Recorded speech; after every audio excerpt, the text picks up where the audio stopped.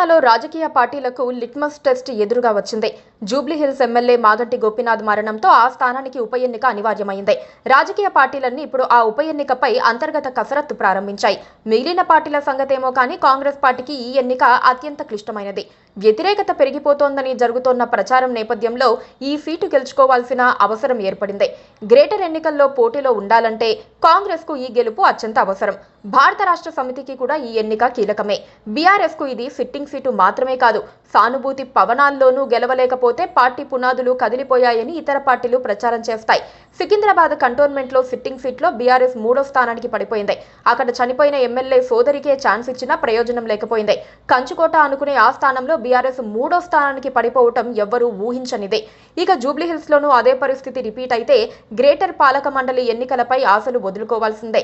అయితే పార్లమెంటు ఎన్నికల సమయంలో పరిస్థితులు వేరని, ఇప్పుడు వేరని, ఖచ్చితంగా తామే హాట్ ఫేవరెట్ గా ఉన్నామని బీఆర్ఎస్ నేతలు అంటున్నారు. జూబ్లీహిల్స్ లో బీఆర్ఎస్ కు మొదటి నుంచి పెద్దగా బలం లేదు. తెలంగాణ ఏర్పడిన తర్వాత బీఆర్ఎస్ అధికారంలోకి వచ్చిన 2014లో ఆ పార్టీకి డిపాజిట్ దక్కలేదు. అయితే 2014లో టీడీపీ తరపున గెలిచిన గోపీనాథ్ బీఆర్ఎస్ లో చేరారు. మరో 2 సార్లు ఆ పార్టీ తరపున గోపీనాథ్ గెలిచారు. ఈ 2 సార్లు మజ్లిస్ మద్దతు కీలకం. జూబ్లీహిల్స్ నియోజకవర్గంలో గెలుపోటముల్ని తేల్చేది ముస్లింలే.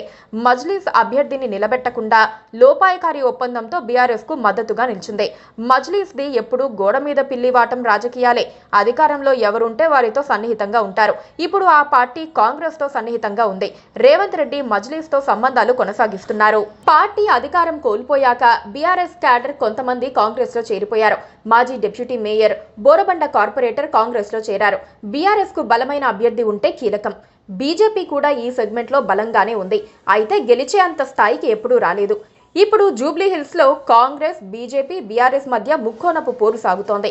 అందుకే 3 పార్టీలకు లిట్మస్ టెస్ట్. అన్ని పార్టీలు ఇప్పటికే సర్వేలు ప్రచారం చేసుకుంటున్నారు. తామే ముందున్నామని చెప్పుకుంటున్నారు.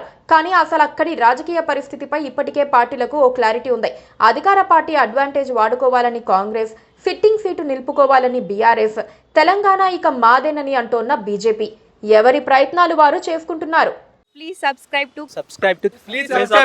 subscribe to KTV Telugu. KTV Telugu. KTV Telugu. KTV Telugu. channel.